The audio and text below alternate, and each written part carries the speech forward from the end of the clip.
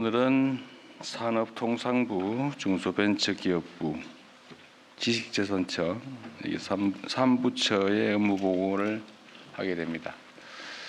많이 긴장돼요? 그냥 있는 대로 얘기하면 됩니다. 우선 산업부 이번 한미통상협상 과정에서 애 많이 썼어요. 제가 우리 산업부 장관이 민간에서 와서 그런지 어쨌든 새로운 마인드로 정말 새로운 아이디어도 많이 되고 아주 열정적으로 일해 주시는 것 같아요. 뭐 중소기업보다 마찬가지입니다. 최초에 기도했던 대로 또 기대했던 바대로 민간의 역량이 공직사회에 상당히 큰 활력을 불러오는 것 같습니다. 특히 산업 분야는 특히 그래야 된다는 생각을 하죠. 다들 있었고요. 지식개선처도 이번에 새롭게 처로 승격했는데 과거에 통계청을 바꾼 것이기도 하지만 거기에 이제 지식재산관리, 통계청이 아니죠. 특허청을 이제 지식재산관리 전반의 업무로 확장했습니다. 오늘도 제가 한두 가지 좀 미리 말씀을 좀 드리는데 뭐 그렇게 긴장하거나 그럴 거 없어요. 한 가지 중요한 거는 우리가 이제 술자리의 담소를 나누는 거하고 또 여의도를 중심으로 정치적 갈등 속에서 대응하는 거하고 국민의 삶과 국가의 운명을 놓고 행정을 직접 집행하는 것은 전혀 차원이 다릅니다. 술자리에서 뭐 이런저런 얘기하고 뭐 틀려도 괜찮고 약간의 고의를 섞어서 거짓말을 해도 소위 말하는 흰소리를 해도 뭐 상관 있어요. 술자리 끝나면 그만이고 잊어버리면 그만이죠. 그래서 상관없어요. 그럴 때는 거짓말을 하든 왜곡을 하든 농담을 하든 뭐 상관 있어요. 그런데 정치적 세계에서는 조금은 다르죠. 그건 책임을 져야 됩니다. 일부. 그런데 거기는 뭐 대충 그렇습니다. 뭐 주로 그렇죠. 대체로 그렇습니다. 뭐 이렇게 상관없어요. 그냥 모면만 하면 되잖아요. 특히 우리 같은 정치 현실에서는 그렇게 하는 게 뭐 마치 실력처럼 느껴지기도 합니다. 질문에 답을 안 하고 엉뚱한 소리 하고 뭐 저도 가끔씩 그럴 때가 있죠. 아주 곤란한 질문하면 딴 얘기로 슬쩍 넘어가고 뭐 그건 정치 세계니까요. 서로 공격을 주고받는 관계니까 그럴 수 있습니다. 근데 그것도 너무 지나치면 안 되겠죠. 국회 가서 거짓말해서 위증죄로 처벌받고 이러면 안 되잖아요. 왜냐하면 국회도 공식적인 국민의 업무를 대리하는 공간이기 때문에 그렇습니다. 그런데 이 행정 집행을 하는 장에서는 여러분과 저는 상사와 부하 직원의 관계에 있죠. 지휘 관계에 있습니다. 그리고 상사들은 다 알 수 없어요. 저 장관들, 처장도 계시지만 그거 어떻게 다 알겠어요? 소관사부터 100% 다 아세요? 그 실무자도 자기 업무에 대해서 100% 안다고 하기 어려워요. 그 엄청난 업무 영역에 걸친 복잡한 일들 다 어떻게 알겠어요? 모르는 게 당연한 겁니다. 그러나 모르는 게 잘한 건 또 아니에요. 최선을 다해서 알아보고 자기 업무는 최소한 중요한 부분은 파악하고 언제든지 서면 없이도 설명할 수 있을 정도는 돼야죠. 물론 처음에는 그게 안 되겠지만 시간이 지나면 당연히 해야 되는 일입니다. 그래서 업무 파악하는데 보통 뭐 6개월, 또 아주 길게 잡으면 한 1년쯤 걸린다는 얘기도 있어요. 그래서 장관들이 취임하면 업무 파악하고 행사 다니다가 그냥 집에 간다 이런 얘기도 있어요. 우리 두 분 장관님 그러지 않으실 거죠. 워낙 뛰어나시니까. 어쨌든 그 기간을 최소한 줄이는 게 중요해요. 업무 파악을 빨리 해야죠, 당연히. 담당 국장이 되든 실장이 되든 뭐 과장이 되든 당연히 승진을 해서 또는 전보를 해서 그 업무를 맡으면 그 업무는 뭐 밤은 새지 못할지라도 최선을 다해서 빨리빨리 파악을 해야 돼요. 그러라고 자리 주고 수당 주고 권한 주고 하는 거 아닙니까? 이건 너무나 당연한 일이고 특히 행정조직 내에서는 어제도 내가 얘기했지만 허위 보고를 하면 상사는 그 얘기를 믿을 수밖에 없어요. 그걸 파악하고 알고 있는 경우는 우연이거나 아주 희귀한 경우죠. 그런데 이게 상사들은 그걸 모르는 경우가 많습니다. 그래서 아주 악의적인 사람들은 그걸 활용을 하죠. 적당히 거짓말하고, 그래서 자기 이익을 챙기고, 또는 잘 몰라서 혹시 혼날 것 같으니까 적당히 거짓말 회피하는 왜곡 보도하고. 그게 제일 나쁘죠. 악의를 가지고 하는 거짓말, 허위 보고는 정말로 나쁜 거고, 자기의 무능함을 감추기 위해서 하는 거짓말도 그렇게 칭찬받을 일은 당연히 아니죠. 모르는 거는 당연한 일이긴 한데 그렇다고 뭐 권장되는 훌륭한 일은 아니죠. 모르는 거는 모르는 데 대한 책임을 져야 되는 겁니다. 권한의 크기만큼 책임을 지는 거예요. 세상에 공짜는 없죠. 권한은 크고 책임은 적은 거 그런 거 없습니다. 세상에.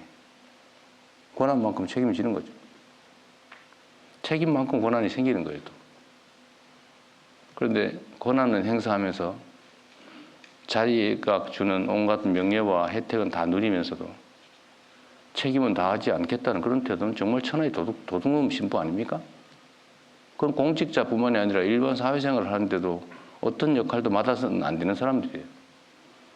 왜 그 자리 차지하고 있습니까? 일하기 싫으면 하지 말지. 돈과 명예를 누리고 싶으면 열심히 나가서 돈 벌어서 일하세요.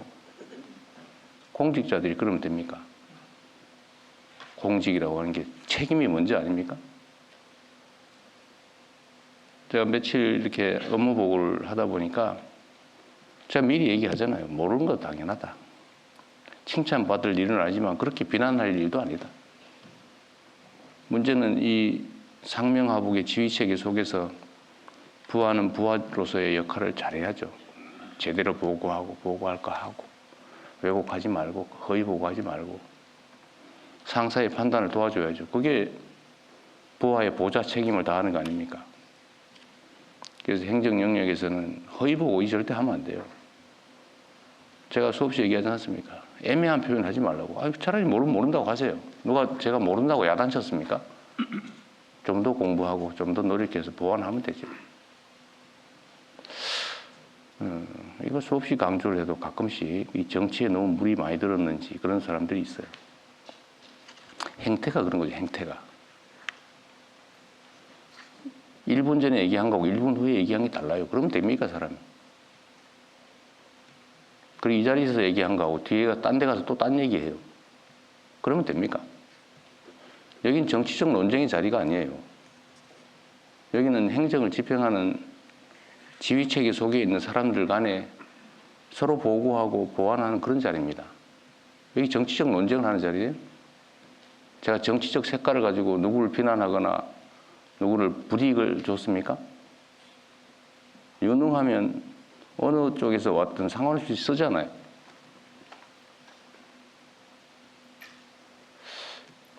어쨌든 이것도 하나의 풍토의 문제죠. 특정 개인의 문제라고 하기는 어렵습니다. 그러나 분명한 것은 행정과 정치는 명확하게 구분된다. 이 자리는 행정을 하는 자리다.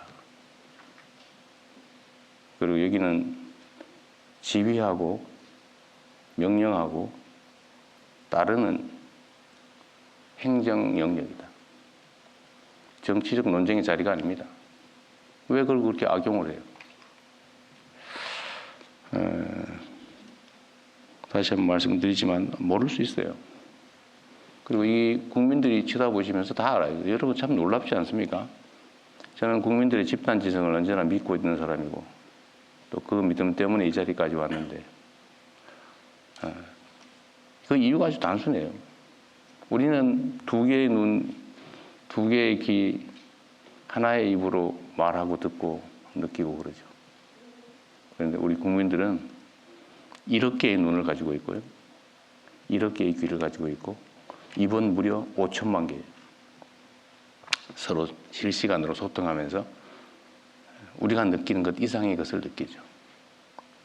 물론 전문적 지식이야 뭐 개별 인자들이 더 뛰어날 수 있지만 사람을 보고 판단하는 거 있잖아요. 딱 얼굴 보면 그냥 알아요. 표정 보면 느낌이 딱 오죠. 이걸 수천만 명이 느끼면서 서로 교감한다고. 그래서 국민 대중을 무서워해야죠. 옛날처럼 특정 요즘은 재래식 언론이라고 그러던데, 이 특정 언론들이 이렇게 스크린을 해가지고 보여주는 것만 보이던 시대가 있었죠. 그럴 때는 이 소위 게이트키핑 역할을 하면서 필요한, 자기들에게 필요한 정보만 전달해주고 아닌 건 가리고 필요한 건 살짝 왜곡하고 이러면 국민들은 그것밖에 못 보니까 많이 휘둘리죠. 근데 지금은 안 그래요. 지금 실시간으로 다 보고 있지 않습니까? 아마 이 장면, 제가 말하는 이 장면도 최하 수십만 명이 직접 보게 될 겁니다. 시간이 지나면 수백만 명이 보겠죠. 보고 판단을 해요.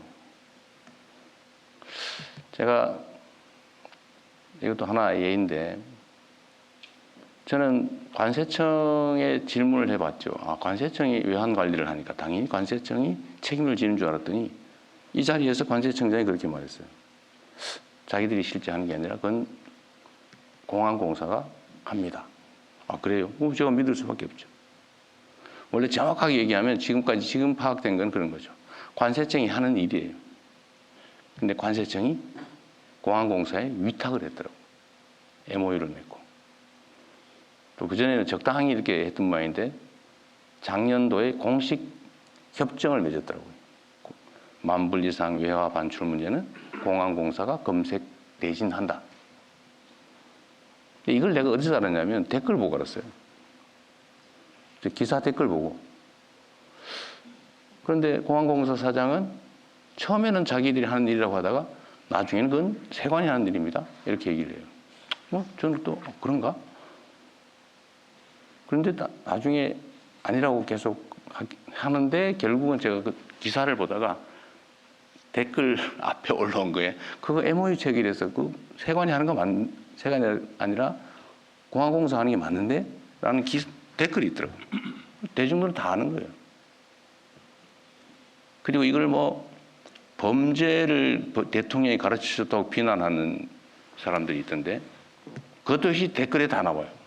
이거 몇 년도에 어디서 보도됐고 10,000불 이상 반출하다 걸렸다고 정부가 보도자료를 냈다 이런 게 그 댓글에 다 나와요. 우리 국민들이 보고 내가 저거 봤는데 저 옛날부터 있던 건데 뭘 새로 가르쳐. 그리고 더 결정적인 건 그런 거잖아요. 그러면 일부가 그걸 이용해서 범죄를 저지르고 있는데 쉬쉬하면서 그들에게 기회를 계속 주란 말이야. 누가 또 그런 얘기도 했더라고. 그러면 사랑과 전쟁은 바람피는 법을 가르치는 거야? 그 패널이 그런 얘기를 하더라고. 이게 상식 세계와 몰상식 세계의 공존이죠. 하여튼 중요한 거는 우리 국민들은 집단 지성을 통해서 이걸 다 보고 있어요. 제가 이 업무 보고 자료를 공개하는 이유도 그거죠. 우리도 여기 적응해야 됩니다. 직접 민주주의가 점점 강화돼 가잖아요. 아마 전 세계에서 민주주의적 소양이 가장 뛰어난 사람이 저는 대한민국 국민들이라고 생각합니다. 이런 부당하고 아니면 불공정하고 불투명하고 이런 걸 용인하지 못하잖아요. 용서하지 않아요. 그러니까 총칼을 든 계엄군도 순식간에 제압하죠. 국민들의 손으로. 그리고 우리의 일을 대신하는 공직자, 정치인들이 왜 우리의 뜻에 어긋나는 일을 하느냐고 말은 직접 잘 안 하지만 끊임없이 보고 판단하고 그리고 쌓아두고 있어요. 그리고 어느 순간에는 그 권력을 행사하죠. 국민을 우습게 보면 안 됩니다. 그래서 이 업무도 가급적 다 공개해야죠. 공개 행정의 원칙 있잖아요. 법에 있잖아요. 근데 왜 공개하는 것을 그리 탐탁지 않게 여기는 사람들이 있습니까? 당연히 공개해야지. 그렇지 않습니까? 다시 원래로 돌아가서 스트레스 받지 말자. 그리고 이건 일종의 기회일 수 있어요. 자기 하고 싶은 얘기도 좀 하고. 공직사회라고 하는 게 제가 제일 아쉬운 게 그런 거예요. 쉽지 않지만. 말하라면 절대 안 해요. 근데 여기 의외로 말을 하는 분들이 꽤 있더라고요. 그거 되게 좋은 일이죠. 이게 상명하복이 워낙 익숙하다 보니까 무슨 회의 때 되면 절대 말을 안 하는 게 무슨 미덕처럼 그렇게 돼 있던데 그렇지 않았으면 좋겠어요. 상사들은 담당자보다는 훨씬 몰라요, 원래. 자유롭게 얘기해야죠. 그리고 좋은 제안이 있으면 또 하고. 그리고 마지막으로 하여튼 우리 여러분의 손에 대한민국의 운명이 달려 있습니다. 지금은 또 특히 그런 시기죠. 전 세계가 격변하고 있잖아요. 정말 격동의 시대입니다.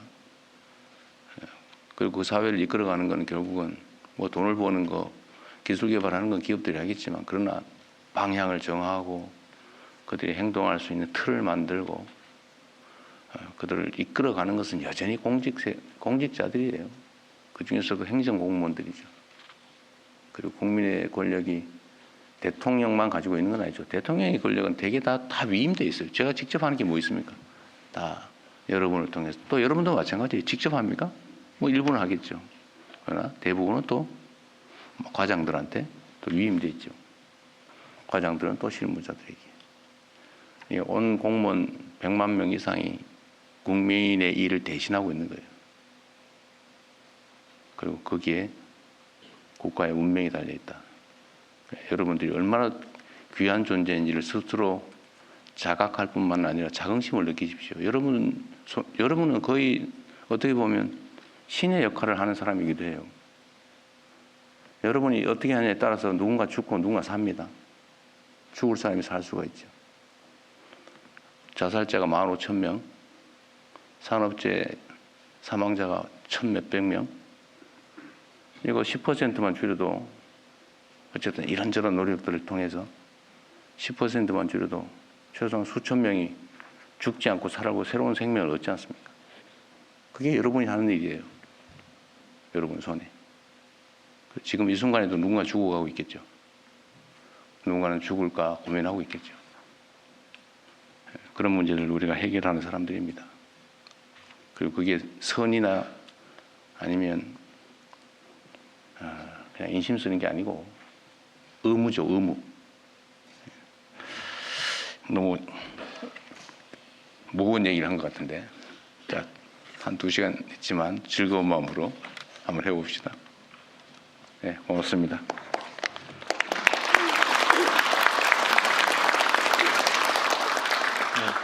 대통령님 모든 말씀